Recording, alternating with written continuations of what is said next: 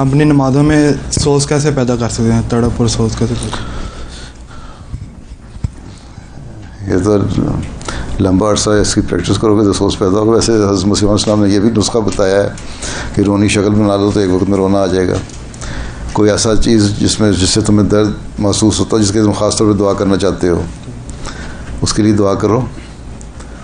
तो जब दिल से जब निकलती है तो फिर बाकियों के लिए भी आ जाती है। बाकी सौद और रिक्कत एक साहिब थे, हमारे मुरब्बी थे, तुम्हारे पुराने मुरब्बियान में से। वो कहते एक दफ़ा मैं उम्रे पे गया या हज पे गया, वहाँ मस्जिद नबी में बैठा था,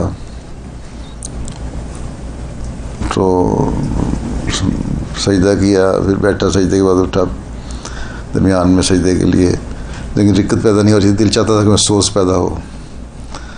तो इतने में एक रेला आया और किसी ने ऐसे ज़ोर से लात मारी मेरी कमर पे, मेरी चीख निकल गई है?